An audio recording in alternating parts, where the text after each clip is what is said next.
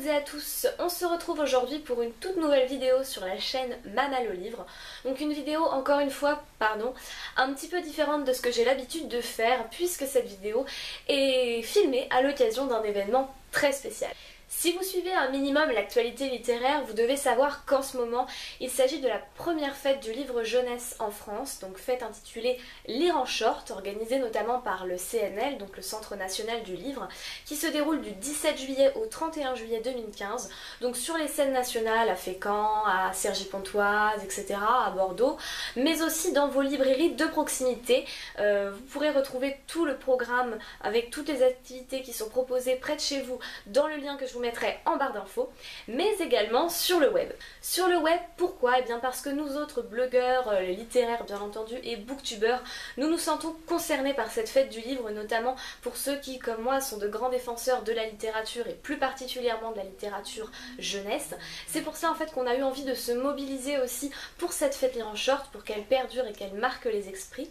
Et c'est d'ailleurs dans cette idée, dans cette optique que Nathan du blog Le Cahier de lecture de Nathan et de la chaîne Bouquin en folie a eu l'idée de proposer à 10 autres blogueurs et booktubeurs, dont moi bien entendu si je fais cette vidéo, de se rallier autour d'un événement intitulé Booktube et la blogo en short. Donc si vous nous suivez un peu sur la page Facebook ou sur Twitter, vous devez en connaître les grandes lignes. Vous avez pu voir déjà des vidéos postées, comme par exemple hier celle de Cassandra de la chaîne Croque les mots.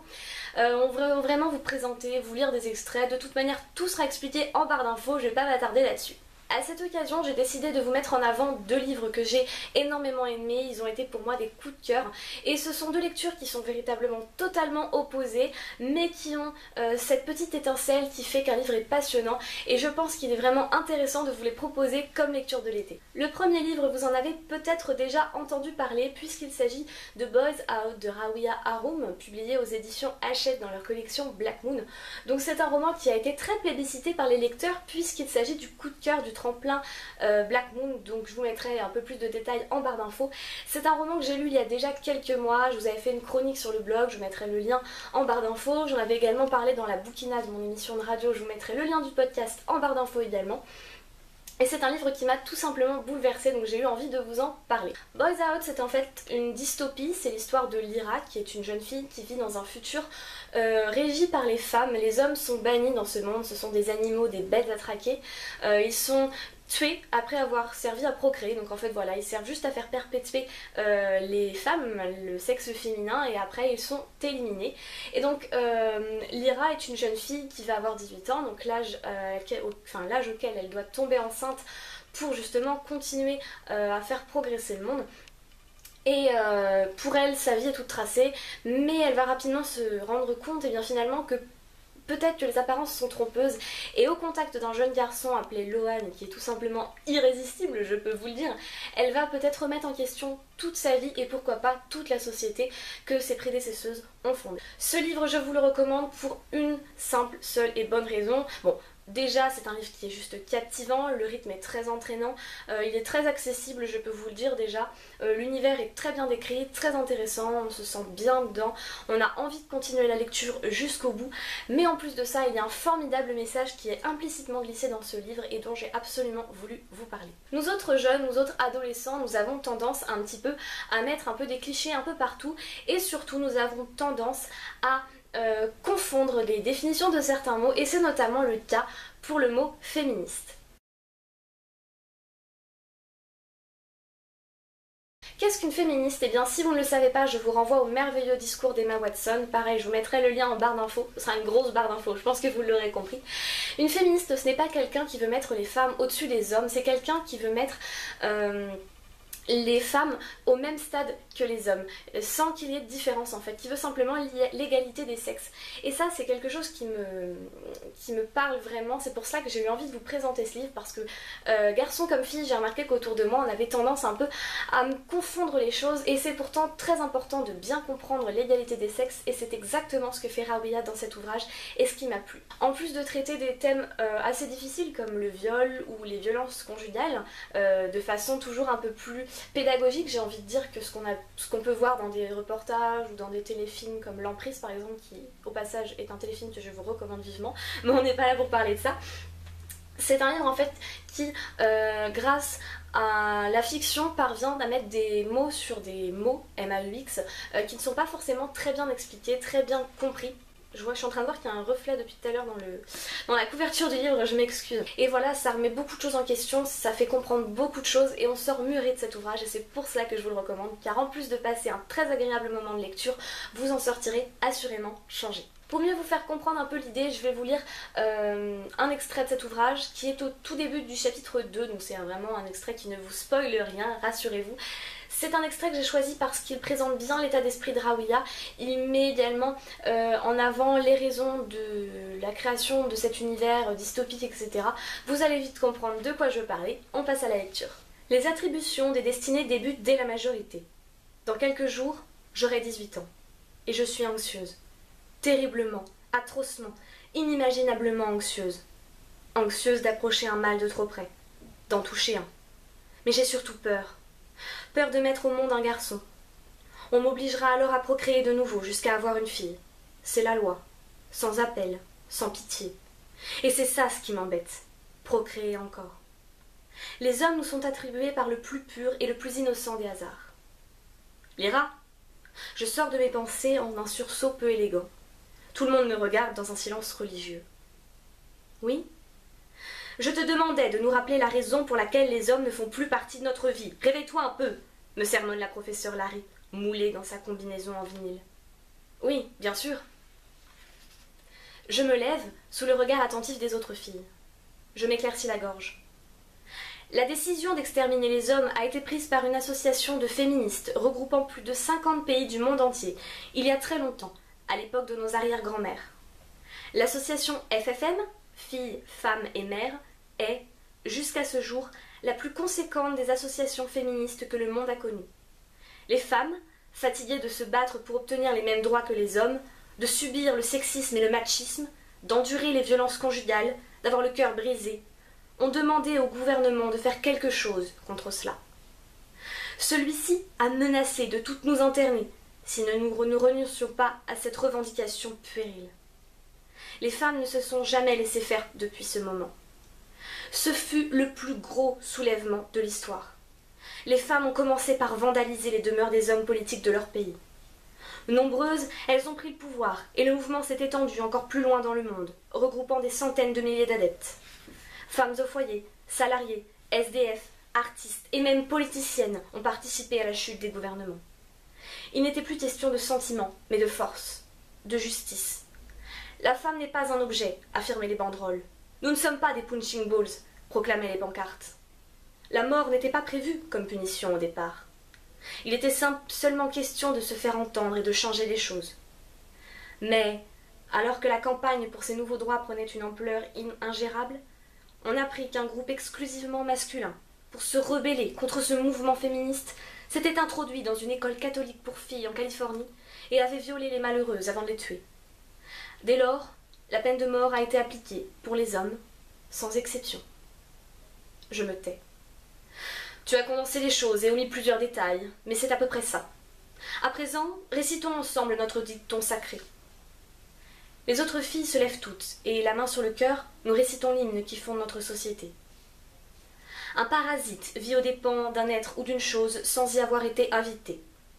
Un virus détruit le bon fonctionnement d'un être ou d'une chose, se propageant sans contrôle. Un surplus impose une présence non désirée. Parasite, virus, surplus, telle est la définition vraie de l'homme. Le courage est un trait de caractère permettant de faire face aux situations les plus critiques. La raison est une faculté de l'esprit qui permet de dissocier le bon du mauvais, le sûr de l'incertain. La sagesse désigne le savoir et la grande vertu de l'être.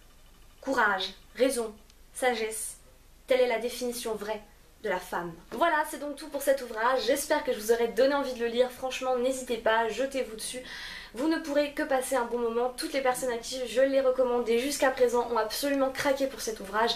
Donc foncez, foncez, foncez. Le second livre dont j'ai souhaité vous parler pour cet événement, il s'agit de Comme une envie de voir la mer, écrit par Anne Loyer et publié aux éditions Alice. Comme une envie de voir la mer, c'est l'histoire de Ludivine qui a 16 ans, qui est une adolescente belle, brillante, elle vient d'avoir son bac avec 2 ans d'avance et une mention. Elle est choyée et aimée par ses parents qui l'ont toujours jusqu'à présent vue comme leur plus grande fierté. Ludivine, elle a aussi un frère, un grand frère ou un petit frère, elle sait plus trop en fait. Son frère est handicapé, il a un important retard mental et parfois Ludivine a du mal à l'assumer. Un jour, Ludivine, alors qu'elle fête ses 16 ans, elle reçoit un message sur sa boîte de téléphone et c'est un message qui va remettre en question toute sa vie, qui va peut-être lui faire comprendre que sa vie jusqu'à présent, ça a peut-être été simplement un tissu de mensonges. Et pour s'en sortir, eh bien, elle va décider de fuguer avec son frère, loin, loin, près de la mer, pour peut-être trouver les réponses aux questions qu'elle vient de se poser, mais également peut-être pour trouver qui elle est vraiment. Ce livre, je ne peux que vous le recommander. Je l'ai lu au début de l'été, et bien il m'a tout simplement bouleversée. C'est un roman sur la quête de soi, c'est un roman sur le mensonge, c'est un roman sur la famille, c'est un roman sur le handicap, c'est un roman sur tellement de beaux sujets, tellement de sujets importants et qu'on voit trop peu en littérature jeunesse et qui sont pourtant si intenses, je sais pas, franchement c'est des lectures qui vous marquent. C'est pas un livre qui est très conséquent, vous le voyez vous-même. Il y a quasiment, ouais, il y a 110 pages, donc voilà, vraiment c'est pas long. Et pourtant, je peux vous assurer qu'en ayant fini ce livre, j'avais l'impression d'avoir lu un ouvrage de 500 pages. Pas parce que c'était long, au contraire, ça passe très vite, mais parce que j'avais l'impression d'apprendre tellement de choses, de ressentir tellement de choses. Je me dis, mais c'est pas possible que l'auteur ait réussi à nous faire ressentir tant de choses en si peu de pages. Et pourtant, c'est le cas. C'est un ouvrage qui vraiment va vous remettre va vous faire vous remettre en question. Vous allez voir la vie d'un œil différent. Ça va être une grosse claque que vous allez vous prendre. L'aventure de Ludivine est assez incroyable. La révélation, je dis pas qu'elle est originale ou que c'est quelque chose de jamais vu, etc. C'est pas quelque chose de courant, mais c'est quand même quelque chose qu'on a déjà vu. Et pourtant, ça fonctionne tellement bien, c'est fait avec tellement d'authenticité, tellement de générosité. Enfin, il y a tellement de choses dans ce livre, je sais même pas comment vous le décrire. J'ai juste passé un moment incroyable avec des personnages qui sont fantastiques, chacun à leur manière, avec des caractères très différents, mais très touchants. Et voilà, je ne peux que vous recommander cet ouvrage pour l'été. Ce sera assurément une excellente lecture, pas forcément facile, pas forcément amusante, mais qui vous fera passer un moment bien juste mémorable. Pour cet ouvrage, j'ai choisi de vous lire l'intégralité, alors non, pas du roman bien entendu, l'intégralité du chapitre 1 parce qu'il est assez court et surtout parce que c'est pas parce que c'est le début du livre, mais c'est quand même une mise en bouche de quelque chose de juste incroyable. Avec ce premier chapitre, je vous assure que vous vous asseyez, vous dites ok, là je vais me prendre une claque monumentale en le lisant, il faut que je sois bien dedans. Et aussi parce que ce chapitre est plutôt universel, j'ai trouvé en fait que les adolescents pouvaient facilement se reconnaître dans les expressions qui sont employées par Anne Loyer. D'ailleurs justement elle a un style qui est fantastique tout simplement parce qu'elle fait des figures de style, des phrases qui vous bouleversent, qui vous prennent aux tripes et voilà, c'est assez général, c'est quelque chose qui est assez, je trouve pas le mot, assez universel en fait j'ai envie de dire et c'est pour cela que j'ai envie de vous faire découvrir cet extrait. C'est quand elle s'est fait appeler Ludie que tout a commencé. Ce n'était pas vraiment un prénom, Ludie. Un collage bancal de 2 syllabes, tout au plus. Pourtant, elle aimait cette sonorité. Elle y tenait. C'est d'ailleurs elle qui l'avait imposée dès qu'elle en avait eu le droit. Non, ce n'est pas exactement ça. Dès qu'elle avait pris ce droit. À la hussarde. Ludie donc. Parce que Ludivine, ce n'était plus possible. Et le plus incroyable, c'est que personne n'avait moufté. Ludie s'était imposée comme une évidence, au creux des oreilles, sur les langues, au bout des stylos, partout. Elle avait rayé Ludivine de la carte, l'avait définitivement rangée là-bas, au fond du rayon enfance. C'était le jour de ses 16 ans, exactement. Elle venait d'avoir le bac, mention bien, s'il vous plaît, avec 2 ans d'avance, monsieur dame. La précoce vous salue. Jusque-là, elle avait été l'image de l'enfant sage, celle qui va faire ses devoirs sans faire d'histoire, celle qui révise le sourire aux lèvres, celle qui ne donne que des motifs de satisfaction à ses parents, la petite fille modèle, l'ado parfaite, un mirage. Elle avait décroché le diplôme, sauté la dernière haie, atteint la ligne d'arrivée. Mais c'était juste sa ligne de départ. Ils ne le savaient pas encore. Ils allaient le comprendre. Adeline d'abord, celle qui l'avait poussée, entraînée comme une jument de compète. Aussi loin qu'elle se souvienne, sa mère avait voulu qu'elle soit en avance pour tout. Qu'elle sache lire avant d'aller à l'école, qu'elle sache écrire son nom avant l'heure, qu'elle apprenne ses tables de multiplication avant les autres. Avant, toujours avant. Comme si prendre de l'avance était une nécessité impérieuse pour réussir dans la vie. Ces 4 mots-là Adeline les avait répétées en boucle à sa fille, jusqu'à plus soif. C'était un peu la deuxième peau de Ludivine, son survêtement pour s'entraîner, répéter, réviser. Elle devait réussir dans la vie. Rien d'autre n'avait d'importance à part prendre de l'avance, de l'élan pour doubler les autres, les dépasser, être meilleure qu'eux, briller. Et Adeline exhibait sa fille comme un diamant à son doigt. Ludivine sait déjà lire, Ludivine sait déjà écrire, Ludivine sait déjà jouer du Mozart au piano, Ludivine sait déjà... Et le petit singe savant s'avançait, souriait et exécutait le numéro que sa mère lui donnait à jouer devant l'assemblée. Une assemblée composée au choix d'admirateurs, la famille, de bien élevés, les amis, de sceptiques, les connaissances, d'indifférents, les voisins. Mais il se devait d'écouter, de hocher la tête, d'approuver, d'applaudir, qu'importe, pourvu qu'il réagisse. Ludivine pouvait alors tirer sa révérence et retourner à ses études. Patrick ensuite. Avec une fierté aussi large que ses épaules, il faisait tourner Ludivine au-dessus du sol à chaque nouvel exploit. Premier poème, première récitation, premier problème. Chaque note de Ludivine, chaque appréciation de ses profs l'émouvait. Sa fille, c'était son héroïne. Un monde parfait, une enfance sans fausses notes. Un petit chef-d'œuvre parental. Ludivine avait réalisé toutes les ambitions de sa mère, répondu à toutes les attentes de son père, avec tellement d'aisance que sa voix paraissait toute dégagée, toute tracée. Elle allait réussir dans la vie. C'était sûr, écrit, ancré.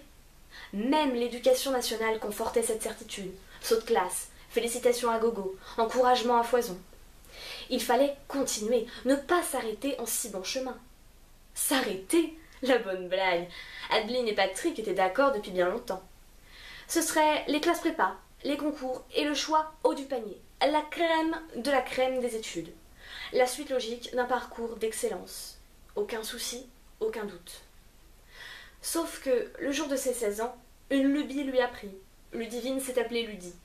Une douce lubie qui n'a rencontré aucune résistance. Tout au plus des sourires amusés. Après tout, c'était bien la première fois que Ludivine se démarquait. Elle avait bien le droit de se choisir un diminutif. C'était une grande jeune fille maintenant. À force de prendre de l'avance, elle était en retard sur sa crise d'adolescence. C'est ce qu'Adeline et Patrick ont dit, c'est ce qu'ils ont cru quand, après Ludie, ça a continué. Parce que Ludie n'était que la préface d'une histoire à inventer. Une histoire bien différente de celle déjà écrite. Une histoire bien à elle. Son histoire. Et ça, c'était vraiment nouveau. Voilà, je pense que vous l'aurez compris avec cet extrait, cet ouvrage est véritablement à lire, vous ne pouvez pas passer à côté, vous devez de le lire, c'est un ordre. Pour cet été, il sera juste parfait, que vous soyez sur la plage, dans une montagne, sur votre transat, je m'en fiche, vous devez le lire. D'ailleurs, si vous êtes intéressé, une interview d'Anne Loyer sera disponible sur le blog à l'écrit à propos bien de son ouvrage Comme une envie de voir la mer, mais également à propos de la littérature jeunesse, puisque cet article sera posté toujours dans le cadre de la fête Lire en short et plus précisément de Booktube et la Blogo en short. Voilà, ce sera donc tout pour cette vidéo. J'espère que vous aurez compris qu'elle m'a demandé un peu de temps de préparation mais également un peu de temps pour la filmer. C'est pour ça qu'elle est un peu longue. Mais voilà, je voulais vraiment prendre mon temps pour bien vous présenter ces ouvrages, ne pas bâcler et je l'espère vous donner envie. Si ce n'est pas le cas, si ces livres ne vous tentent pas, n'hésitez pas à aller voir les vidéos de mes compagnons d'aventure, comme par exemple celle d'hier qui était celle de Cassandra de Croque les mots, ou encore toutes celles qui ont été postées avant. N'hésitez pas non plus à suivre celles qui vont venir après. Donc il y en aura encore pas mal. Et d'ailleurs je vous donne rendez-vous demain sur la chaîne de Nathan Bouquin en folie, donc je vous mettrai le lien en barre d'infos si vous ne connaissez pas, pour une vidéo encore un peu particulière, toujours dans le cadre de Booktube et la Blogo en short, mais c'est une vidéo un peu spéciale, encore différente de ce qu'on vous a présenté jusqu'à présent, avec peut-être de nouvelles idées, peut-être de nouvelles frimousses, je dis ça je dis rien, je vous laisse voir ça dès demain, n'oubliez pas le rendez-vous sur sa chaîne. En attendant, je vous souhaite à toutes et à tous de très bonnes lectures, un très bon été, de très belles vacances. Profitez, profitez et n'hésitez pas à lire Boys Out et Comme une envie de voir la mer. A très bientôt!